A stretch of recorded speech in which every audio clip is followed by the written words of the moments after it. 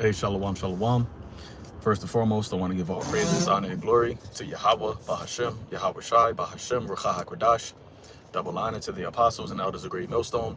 Peace, love, salutations, and blessings to the house of David, which is the elect. And, just something real quick. I was just meditating on, you know, the blessing of being called, right? The blessing of, the Lord even considering to, bestow upon us the, knowledge, right, of the truth, okay? And, how valuable and rare it is to be able to understand it, right? And even, even more rare to believe it, all right? And even the rarest to discipline and sacrifice because you have recompense, right, of the reward, right? You believe in the reward of the recompense, rather, of sacrificing, right, of denying yourself, okay? And a lot of people, all right, they've heard this truth, right? Some people have understood, but it takes a certain type of spirit, which ultimately is the ones who are predestined, the elect, to actually live your life, okay, following the Lamb, right? Living your time in this world as a sojourner, as a pilgrim, because you have hope of the promise, because you believe on the higher calling, all right? When everything in this world, the things that you see, all right, the every day around you, right, everything around you in the flesh doesn't, it doesn't it doesn't reassure, right, that there is a hope to come, there is a kingdom to come, right? Because we live in the kingdom of death, we live in the kingdom of that is all pertaining to the flesh. So you have to really be spiritually, inclined to be able to see past this, okay? And as the scripture says, you being able to see afar off, all right? Seeing afar off is something that you can't make yourself do, right? You can't buy it, right? You can't steal it. It has to be given to you as a gift. So, as the title reads, if you are hearing this, right, make it count. And when I say hearing it, I'm not speaking about with your, cardinal ears, right? Because as the scripture says, hearing, they heard but did not understand. Speaking about you hearing it spiritually, it resonating in your spirit, it moves you to, react, right?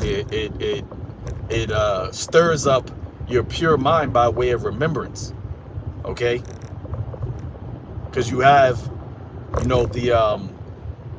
you have, like I said, you have individuals that, listen, they'll come on a comment board just to scoff, right? They'll come on a comment board just to see what is being said, but they won't internalize the actual treasure that the Lord is, pouring out, right? As it says in the book of Proverbs, wisdom crieth without, she uttereth her voice in the streets. See, this what we speak is wisdom, right? I think Paul said that, right? We speak a hidden wisdom, to them that are perfect, right? This truth is likened unto a mystery, right? As the Lord always spoke about, Paul always spoke about the mystery of the kingdom, okay? And when you go into that word mystery, mysterion, right, and you go further into it, it actually goes into foolish, right? It goes into, something that is foolish, because when you don't know what if you don't know a mystery, if you don't know a secret, and you hear two people talking, right, and they know the secret. I always think about like pig Latin, right, which some made up language, whatever, but you have people that actually understood pig Latin. And if you understood pig Latin, you could you know, have a conversation with somebody right in front of a person that doesn't understand it, and you could say a whole bunch of stuff that to them would just sound foolish, because they weren't, you know, they don't have the ears to actually understand what is being said.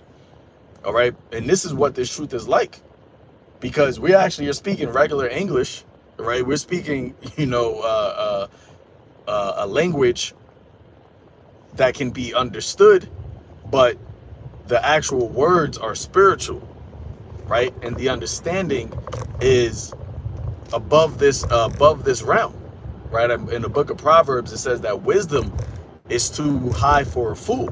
So we're speaking words of wisdom, and if you are not, you know, imparted right with wisdom, which in the book of Wisdom of Solomon, it tells you, the 6th chapter, that, you know, wisdom has to be inclined to deal with you.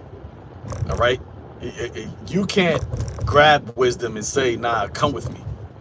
All right, it has to be it's a gift, right? In Wisdom of Solomon, I think it's the 8th chapter, it tells you that it's a gift, and only by way of the Lord giving it to you will you have be able to take hold of it. All right, that's the only way that you can get it. So if you have that, if you hear this, if you understand this, if you believe it, you got to make it count, because you don't get another chance. Excuse me, you don't get another chance to make it count. You don't get another chance to win. You don't get another chance to come out victorious, you know, in this battle. All right, and we're at the last end of this thing, so you have to give it your all. All right, the Lord provided all of us with the tools that are needed, you know, to win. He provided us with the knowledge and wisdom. He gave us, you know, which, you know, what YAHAWASHI did, you know, over 2,000 years ago. Okay, dying, right, ripping the veil so we can have access. He gave us hope to guide us, to keep us.